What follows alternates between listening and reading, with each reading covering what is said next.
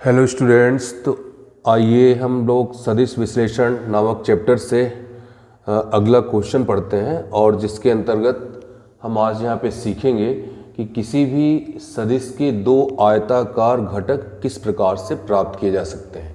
यहाँ प्रश्न लिख दिया गया है, किसी सदिश के समकोणिक वियोजन अथवा आयताकार वियोजन से क्या तात्पर्य, समझाइए।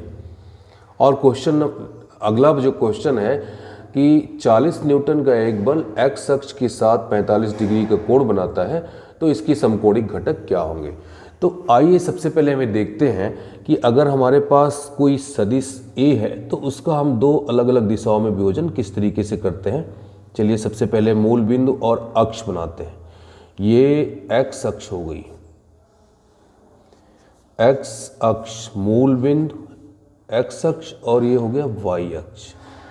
और यहां पर एक वेक्टर इस डायरेक्शन में ऐसे है, वेक्टर ओ पी नाम देंगे यहां पे, और इसका नाम दे दिया वेक्टर ए। अब हम ये देखेंगे कि ये जो वेक्टर ए है वो इसके दो एक एक्स अक्ष के अंदिश घटक क्या होगा और वाई अक्ष के अंदिश घटक क्या होगा। तो हम लंब खींचते हैं। ये काम करने के लिए सबसे पहले हमने यहाँ पे लंब खींच दिया, पी से एक लंब खींचा, एक्स अक्ष पर पी से एक लंब खींचा, पी एम लंब, और पी से वाई अक्ष पर लंब खींच दिया, पी एन लंब। अब यहाँ पर जो वेक्टर ए का एक्स अक्ष के अंदिश घटक है उसको हमने मान लिया कि वेक्टर ए एक्स है, और वाई अक्ष के अंदिश जो घटक है उसको हमने क्या मान लिया, vector A Y. A X और ए वाई हमने घटक मान लिया, और ये हमने मान लिया कि जो वेक्टर ए है वो एक्स अक्ष के साथ थीटा कोण बनाता है। ये हो गया इसका डायग्राम। अब यहाँ पे हम लिखेंगे कि किसी सदिश को दो परस्पर लंबवत घटकों में वियोजित करने की क्रिया को आयताकार या समकोणिक वियोजन कहते हैं, तथा परस्पर लंबवत घटकों को आयताकार या समकोणिक घटक कहते हैं। यहाँ पे जो वेक्टर ए है उसको हमको दो अलग अलग अक्षों के अंदिश वियोजित करना है। तो हमने यहाँ पे लिखा है कि माना वेक्टर एक सदिश है जिसे दो समकोणिक घटकों में वियोजित करना है। तो ऐसा करने के लिए हम एक फिगर बनाएंगे, है ना। और फिगर बनाने के लिए लिखेंगे कि दिए गए चित्र के अनुसार, चित्रानुसार जो त्रिभुज PMO है, PMO त्रिभुज है, इसमें सदिश के योग का त्रिभुज नियम जब लगाएंगे तो जो वेक्टर OP है वेक्टर OM और प्लस वेक्टर MP के योग के बराबर होगी। अब चूंकि MP के पैरेलल क्या है, ON है, तो हम MP के स्थान पे ON रख दिए और ये अपना पहला समीकरण हो गया। अब हम जो है सदिश वियोजन की क्रिया को स्टार्ट कर दिए हैं। हमारा उद्देश्य क्या है, वेक्टर ए के दो अलग अलग दिशाओं में घटक प्राप्त करना। तो हमने क्या माना है कि वेक्टर OM किसके इक्वल है, वेक्टर AX के इक्वल है, तथा वेक्टर ON किसके इक्वल है, वेक्टर AY के। हमने ये चीज मान लिया है यहाँ पे, है ना, इसको हमने यहाँ पे माना है। इन दोनों की वैल्यू अगर हम समीकरण एक में रख दें तो हमको क्या प्राप्त हो गया, ये vector A equal to AX plus AY equation number 2 प्राप्त हो गया अपने को यहाँ पे। ठीक है, तो यहाँ तक की कहानी हो गई। अब हम चलते हैं इसके आगे का काम करते हैं, देखते हैं कि इसके आगे क्या इसमें करना है। समीकरण 2 तक हम काम कर चुके हैं, समीकरण 2 के आगे देखते हैं, इसको अब मिटा देते हैं। अब क्या करते हैं कि त्रिभुज PMO में पाइथागोरस प्रमेय लागू करेंगे। त्रिभुज PMO में क्या लागू करेंगे, पाइथागोरस प्रमेय से। अब त्रिभुज PMO में पाइथागोरस प्रमेय से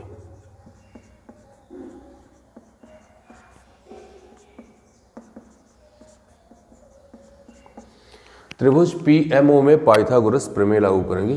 तो त्रिभुज PMO में पाइथागोरस प्रमेय लागू करेंगे तो क्या आएगा, OP square equal to OM square और प्लस MP स्क्वायर के। ठीक है ना, ये OP है और ये OM है और ये MP है, तो इसका वर्ग किसके बराबर हो जाएगा, इसके वर्ग प्लस इसके वर्ग के। या ओ पी का मान क्या है ए स्क्वायर, और वो किसके बराबर हो जाएगा ए X square plus A Y square के मान रख देंगे। या अपने को ए किसके बराबर प्राप्त हो गया अंडर रूट ए एक्स और प्लस ए वाई के। इसको इक्वेशन नंबर 3 मान लिए, तीसरा समीकरण प्राप्त हो गया अपने को। ये कहता आता है वेक्टर ए का जो परिमाण है उसकी न्यूमेरिकल वैल्यू है, हम उसको इस तरीके से दिखाएंगे A equal to under root A X square और प्लस ए वाई स्क्वायर। ये इसका क्या हो गया परिमाण, मैग्नीट्यूड है। ये तीसरा इक्वेशन प्राप्त हो गया। अब यहाँ पे ये लिखते हैं कि यदि वेक्टर ए है ना सदिश है, वेक्टर ए क्या है किसके साथ, वेक्टर ए एक्स अक्ष के साथ, एक्स अक्ष के साथ थीटा कोण बनाता है, थीटा कोण बनाता है ना। सदिश कितना कोण बना है, थीटा कोण बनाता है। तो समकोण त्रिभुज PMO में, समकोण त्रिभुज PMO में, इस त्रिभुज में हम क्या निकालेंगे कॉस थीटा निकालते हैं। कॉस थीटा इक्वल टू हो जाएगा, कॉस थीटा बराबर किसकी होता है आधार बटे कर्ण। तो आधार कौन सी भुजा है OM है और कर्ण जो है OP है। या इसकी सहायता से OM का मान मिल जाएगा, OM बराबर OP कॉस थीटा के, या OM यानी कि जो AX है वो किसके बराबर हो गया A कॉस थीटा के। तो ये जो है हमको एक घटक प्राप्त हो गया, एक्स अक्ष की अनुदिश वेक्टर ए का घटक क्या है A कॉस थीटा है, और हम इसको चौथा समीकरण दे देंगे।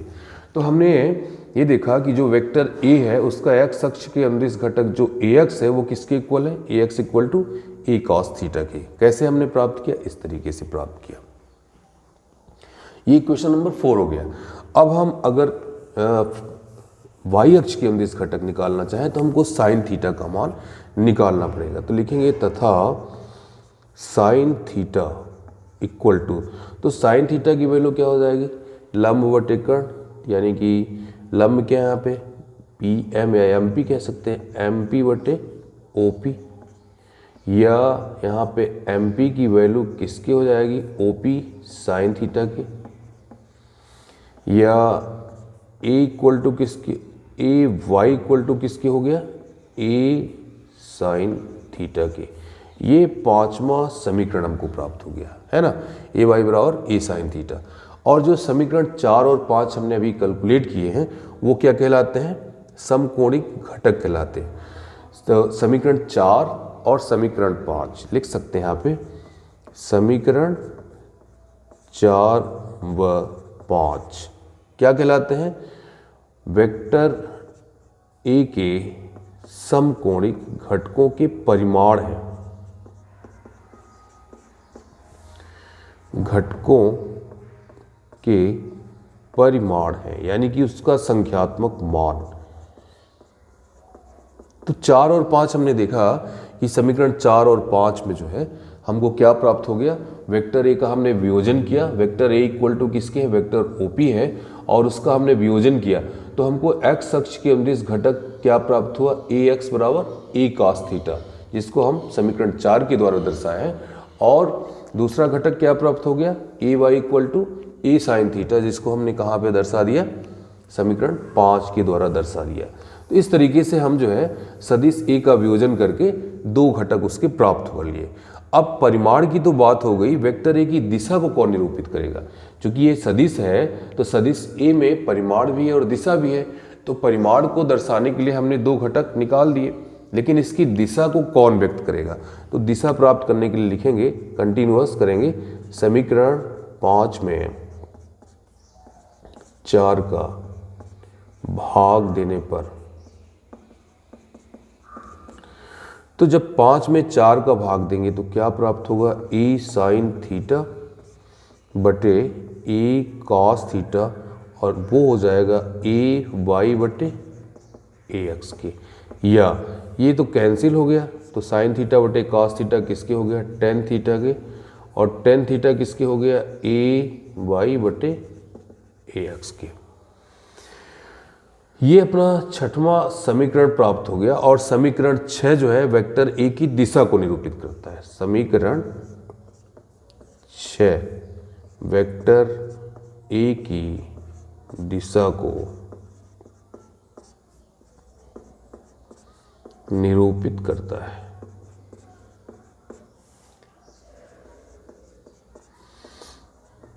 ये हो गया। तो समीकरण 4 जो है एक्स अक्ष के अमदिश घटक, समीकरण 5 जो है वो वाई अक्ष के अमदिश घटक को निरूपित करता है, और जो समीकरण 6 अभी हमने कैलकुलेट किया है वो वेक्टर ए की दिशा को निरूपित करता है। समीकरण 4 और 5 वेक्टर ए के घटकों के परिमाण को निरूपित करते हैं, और समीकरण जो 6 है वो वेक्टर ए की दिशा को निरूपित करता है। तो यहाँ तक समीकरण 6 तक हमने देखा। एक कंटिन्यूअस हम काम करते जाएंगे। फिर से लिखेंगे कि यदि एक्स अक्ष एवं वाई अक्ष के अनुदिश एकांक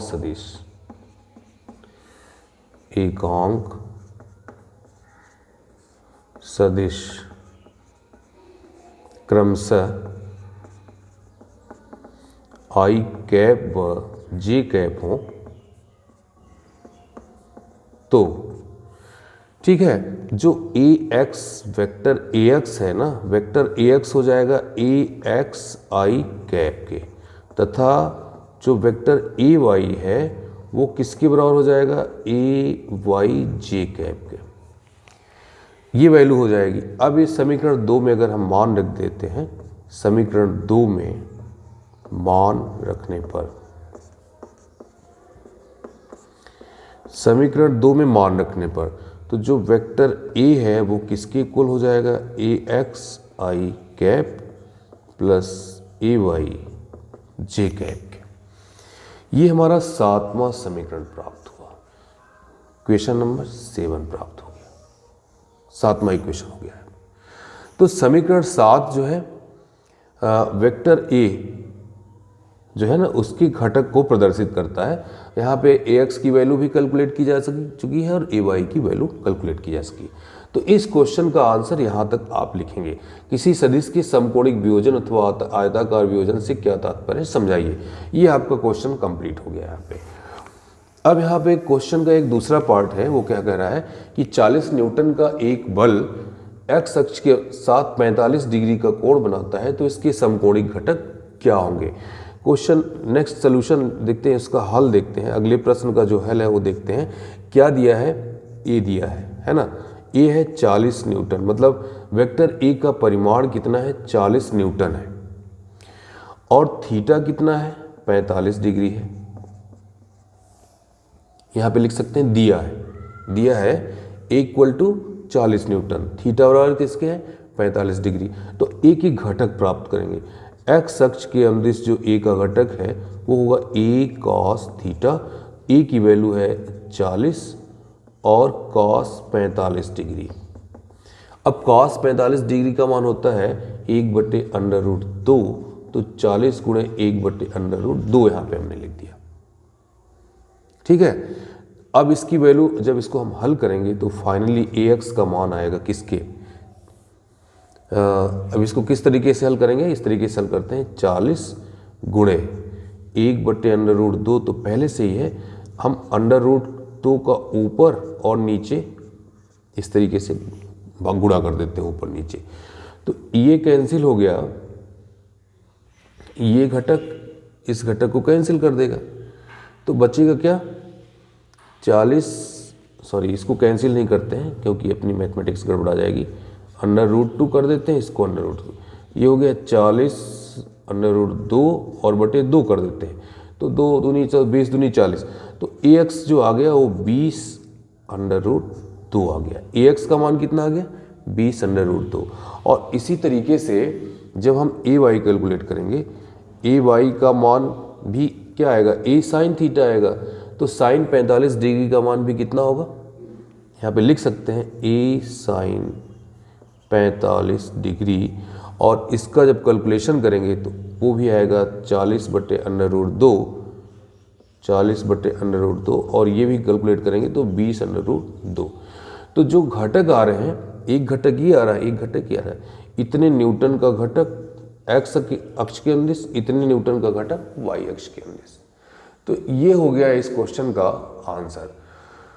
तो आज हमने एक बहुत ही इंपॉर्टेंट टॉपिक पढ़ा, किसी सदिश का आयताकार वियोजन या समकोणिक वियोजन किस तरीके से करते हैं। तो इससे रिलेटेड और सारे न्यूमेरिकल्स आप अपने टेक्स्ट बुक से देख करके हल करेंगे और इस टॉपिक को अच्छी तरीके से समझेंगे। Okay students, thank you very much.